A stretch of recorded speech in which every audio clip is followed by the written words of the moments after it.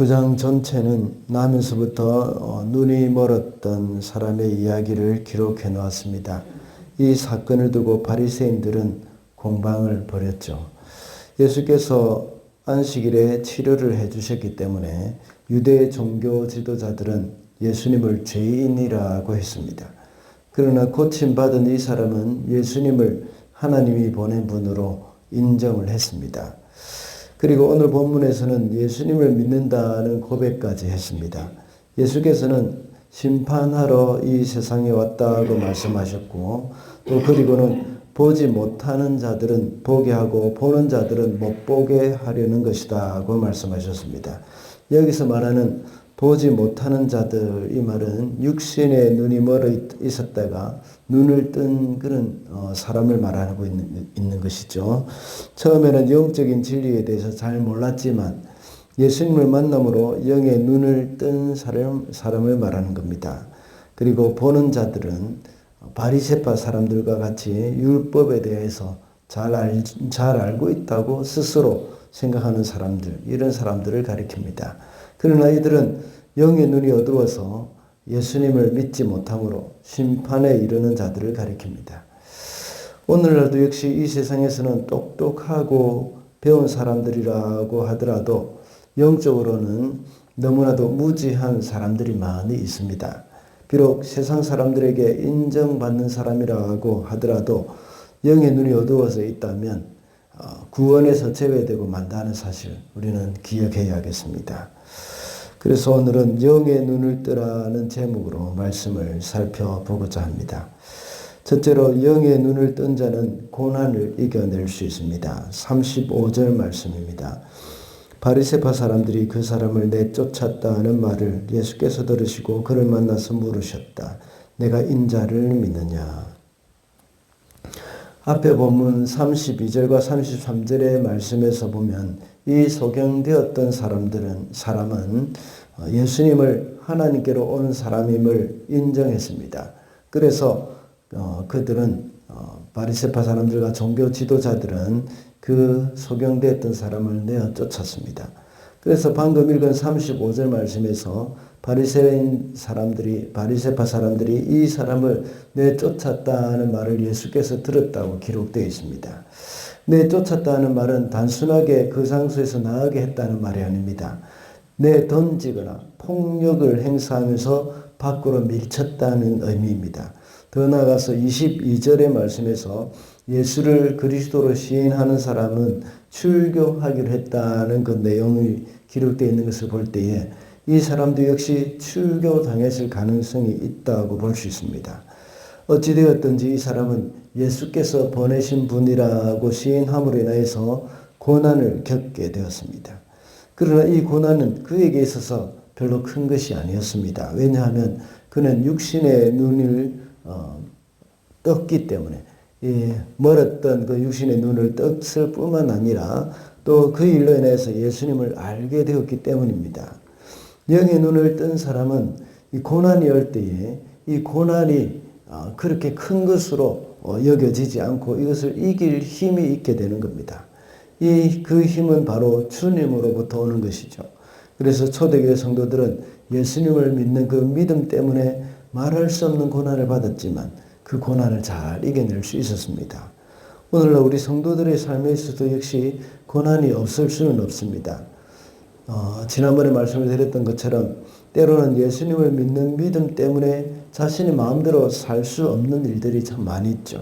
그리고 하고 싶은 대로 할 수도 없으며 또 자신의 기질대로 행동하지 않고 또 참아야 되는 일들도 있습니다. 이것이 오늘날 성도들에게는 고난이 될 수도 있습니다. 이런 일은 초대교회의 그 극심한 박해에 비교할 수는 없지만 그래도 우리가 이겨내야 할 일입니다. 그뿐만 아니라 우리는 이런 일들을 잘 감수하면서 주님의 마음을 닮아가야 하겠습니다. 이런 소망을 가지고 우리는 그런 모든 것을 믿음으로 그 고난을 잘 이겨낼 수 있음을 우리가 여기서 알 수가 있는 것입니다. 둘째로 영의 눈을 뜬 자는 예수님을 볼 수 있습니다. 37절 말씀입니다. 예수께서 그에게 말씀하셨다. 너는 이미 그를 보았다. 너와 말하고 있는 사람이 바로 그이다. 소경되었던 자가 쫓겨났다는 소식을 들으시고 그를 예수께서 만나셨습니다. 그리고 내가 인자를 믿느냐 하고 물으셨습니다. 그러자 그 소경이 대답하기를 그가 어느 분이십니까? 내가 그분을 믿겠습니다 하고 대답을 합니다. 그래서 예수께서는 37절과 같이 너는 이미 그를 보았다 하고 대답합니다. 그리고 당신께서 바로 그 분이심을 말씀하는 것입니다. 이렇게 하여 그는 비로소 예수님을 본 것입니다. 자신의 눈을 낫게 해주신 분이 누구신지 찾고 있을 때에 마침내 주님께서는 그를 만나 주신 것입니다. 반면에 육신의 눈을 뜨고 있었던 사람들은 그동안 아무리 예수님을 두 눈으로 보고 있었지만 주님을 알아보지 못했습니다. 눈은 있으나 볼 수는 없었던 것이죠. 특히 율법을 잘 지키고 하나님을 잘 안다고 하던 사람들조차도 예수님을 보지 못했던 것입니다. 그러나 소경되었던 사람은 예수님을 보게 되었습니다. 예수께서도 역시 마태복음 5장에서 말씀하시기를 마음이 청결한 자는 복이 있나니 그가 하나님을 볼 것이라고 했습니다. 하나님을 보고 예수님을 본다는 것은 육신의 눈으로 볼 수 있는 것이 아닙니다. 마음이 청결한 자들, 영의 눈으로 예수님을 볼 수 있고 하나님을 볼 수가 있다는 것입니다. 그러므로 우리도 역시 영의 눈을 떠야 합니다. 그래서 삶의 순간순간마다 우리 곁에서 우리를 도우시는 그 주님을 볼 수가 있는 것입니다. 우리가 영의 눈을 뜰 때에 우리 삶 가운데 주님의 손길을 알게 되고 주님이 우리에게 베풀어 주신 그 은혜를 우리는 알게 될 것입니다. 마지막으로 영의 눈을 뜬 자는 예수님을 예배합니다. 38절입니다. 그는 주님 내가 믿습니다 하고 말하고서 예수님께 엎드려 절하였다.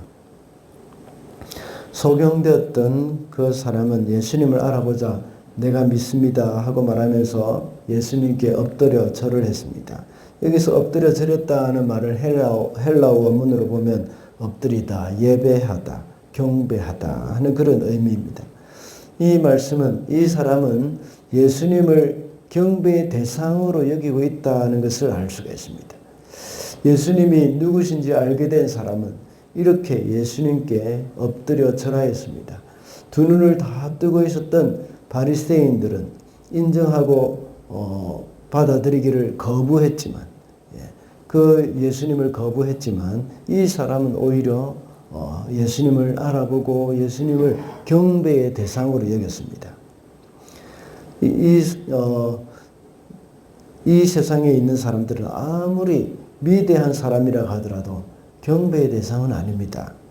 그러나 예수님은 마땅히 경배받으셔야 할 하나님이십니다. 예수님은 탄생하실 때부터 경배받으신 분이십니다. 동방에서 온 박사들로부터 경배를 받으셨던 것이죠. 그리고 목자들에게 태어나면서부터 비록 마구간의 구유에 누워 있었지만 경배받으신 예수님이십니다. 이 사람들은 영의 눈을 뜬 사람들입니다. 그래서 아기 예수를 보고 유대인의 왕이라고 생각하고 황금과 유향과 몰약을 드리면서 그분께 경배를 했던 것입니다. 어떤 사람들은 예수께 경배를 하는 것 같지만 실상은 예수께 경배를 하는 것이 아니라 황금과 유향과 몰약과 같은 그 물질적인 것에 경배하는 사람들도 참 많이 있습니다. 어떤 사람은 꼭 예수께 경배하는 것 같이 교회도 잘 나오고 예배도 드리지만 어떤 사람들은 혈육군과 같은 곳을 향해서 경배를 합니다. 평생 살아가면서 권력을 추구하면서 살고 있는 것입니다. 바리새인들과 유대 종교 지도자들이 이렇게 했습니다. 그들은 하나님을 예배한다고 했지만 권력과 부를 예배하고 있었습니다. 그러다 보니 영의 눈이 어두워져서 하나님의 아들 예수를 알아보지 못하고 또 예수님을 향해 경배하지도 않았습니다. 오히려 십자가에 못 박아 죽였던 것입니다. 우리 성도들이 경배의 대상이며 예배의 대상은 바로 그리스도 예수가 되어야 합니다. 8월 마지막 주일에 말씀드리지 않았습니까? 우리 주일 예배가 우리 성도들의 정체성입니다. 주님께 예배를 하지 않고 다른 것에 힘쓰고 있다면 우리 성도의 정체성이 흔들리는 사람들입니다. 우리는 오직 주님께 예배하는 사람들이 되어야 하겠습니다. 말씀을 맺겠습니다. 오늘은 영의 눈을 뜨라는 제목으로 말씀을 살펴봤습니다. 영의 눈을 뜬 사람은 고난을 이겨낼 수 있다고 했습니다. 그리고 예수님을 볼 수 있다고 했고 또 예수님을 예배한다고 했습니다. 오늘도 우리의 영의 눈이 밝게 뜨어져서 주님과 동행하면서 주님을 기쁘시게 하며 살아가는 저와 여러분이 되시기를 바랍니다.